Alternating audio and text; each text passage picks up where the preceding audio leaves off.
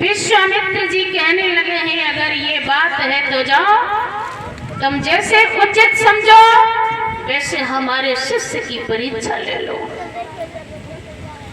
विश्वामित्र जी वहां से चले, सूकर का वेश धारण किया और आकर के महाराज हरिश्चंद्र के बाग को उजाड़ने लगे। इधर जब माली ने देखा, माली आगे बढ़ा है तो उसे भी घायल कर दिया। माली आज लंगड़ाता हुआ महाराज हरिश्चंद्र के पास पहुंचा,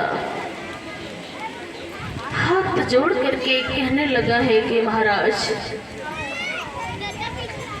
हमारे बाग में एक ऐसा सूकर आया है जिसने हरी भरी फुलवारी को उजाड़ दिया।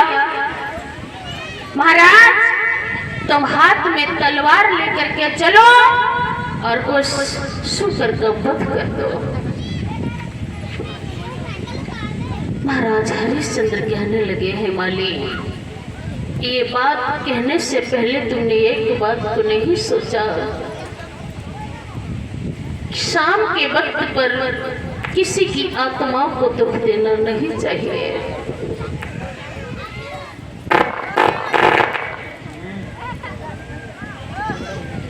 अपने दरवाजे पर अगर दुश्मन भी आ जाए तो उसे सम्मान से बिठाया जाए। तुम जाओ, जा करके आराम करो, सुबह जब होगा तब चल करके हम शुक्र को देखेंगे। सवेरा हुआ, महाराज हरिश्चंद्र ने अपने सिपाहियों को बुलाया, कहा है कि चलो आज हम उस शुक्र को देखेंगे जिसने हमारे हरे भरे बाग को उजाड़ दिया। महाराज हरिश्चंद्र सिपाहियों को लेकर के बाग की तरफ पहुंचे, चारों तरफ से बाग को घेर लिया। महाराज हरिश्चंद्र ने कहा है कि सिपाहियों, एक बात का ध्यान रखना, अगर किसी के बीच से शुक्र जिंदा निकल गया तो हम उसे जिंदा नहीं छोड़ेंगे। विश्वामित्र जी सोचने लगे हैं कि हम क्यों किसी और के पास से होकर के निकलेंगे जो बिना बेमतलब में उसकी जान आफत में पड़े। लाओ, महाराज हरिश्चंद्र के पास ही होकर के निकले। शुक्र वहां से दौड़ा और महाराज हरिश्चंद्र के पास होकर के निकल गया। महाराज हरिश्चंद्र ने अपना घोड़ा उनके पीछे दौड़ा दिया। वो शुक्र दौड़ते दौड़ते घने जंगल में पहुंचा। देखा है कि महाराज हरिश्चंद्र बहुत पीछे हैं। विश्वामित्र जी ने साधु का वेश बना लिया और एक वृक्ष के नीचे लेट गए। महाराज हरिश्चंद्र वहां से निकले तो महाराज हरिश्चंद्र ने साधु से प्रश्न किया कि बाबा, तुमने यहाँ से किसी सूकर को जाता हुआ देखा है? कहने लगे हैं कि तुम कौन हो, कहाँ से आए हो? जवाब दिया है कि मैं सत्यवादी राजा हरिश्चंद्र हूँ। कहने लगे तुम तो हरिश्चंद्र नहीं हो सकते। क्यों? विश्वामित्र जी कहने लगे हैं इतना बड़ा दानी राजा और भला शूकर का पीछा करेगा? अरे राजा लोग तो शेर का शिकार किया करते हैं और राजा तुम शूकर के पीछे पड़ा है। कहा है महाराज ऐसी बात नहीं है, उसने हमारे बाग को उजाड़ा है, इसलिए आज हम उसे जिंदा नहीं छोड़ेंगे। कहने लगे विश्वामित्र जी कि राजन, मेरे धन्य भाग्य है जब तुम्हारे दर्शन हुए। मैंने बड़ा ही नाम सुना था तुम्हारा, इसलिए हम तुम्हारे दर्शन करने आ रहे थे। कहा प्रभु, मैं इतना बड़ा तो दानी नहीं हूँ, मगर इतना है कि मेरे दरवाजे पर जो आता है आपकी कृपा से कोई विमुख लौट करके नहीं जाता। ले मशीन के नहीं मस्त पंखा।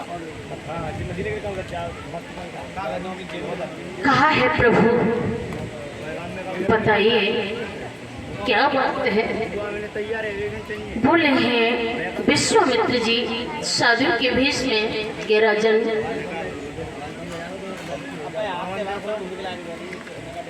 मैंने बड़ा तेरा नाम सुना था और बोले हैं साधु महात्मा कि राजन,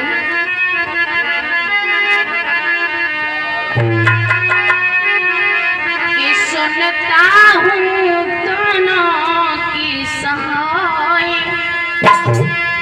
और करना है केवल काम तेरा।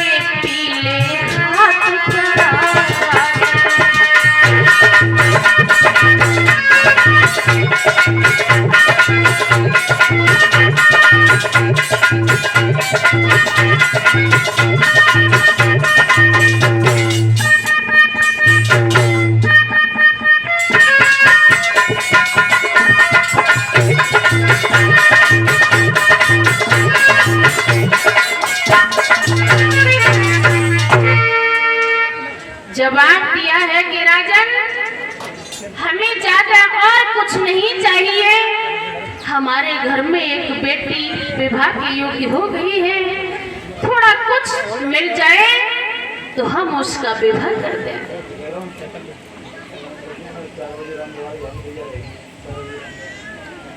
और सभी भक्त ध्यान रखना, आज 4 बजे राम विवाह होगा झांकियों के द्वारा। इसमें सीता और राम की झांकी दिखाई जाएगी 4 बजे। और सभी भक्त कथा का आनंद लेते हुए झांकी का दर्शन करें और बड़ी ही श्रद्धा के साथ कथा को श्रवण करें। और कन्यादान भी होगा, सीता का जब विवाह होगा तो कन्यादान भी होगा। श्री सुखदेव जी समझाने लगे हैं राजन परीक्षित। महाराज हरिश्चंद्र कहने लगे हैं कि प्रभु इस समय तो मेरे पास कुछ भी नहीं है, सवेरा हुआ शुक्र को मारने के लिए दौड़ पड़ा, आप घर चलिए, घर चल करके मैं आपको जो मांगोगे वही दे दूंगा। कहने लगे हैं विश्वामित्र जी की राजन घर चलिए, राज्य का जो मालिक होता है सारा खजाना उसी के साथ होता है, आप कह रहे हो हमारे पास कुछ भी नहीं है। कहा प्रभु एक कुंजी और लगाम के सिवा मेरे पास और कुछ है ही नहीं। विश्वामित्र जी कहने लगे राजन इस कुंजी और लगाम को ही दान में दे दो, बाकी घर चल करके दे देना। महाराज नहीं समझ पाए कि हमारी ये दुनिया अंधेरे में बदलने के लिए जा रही है।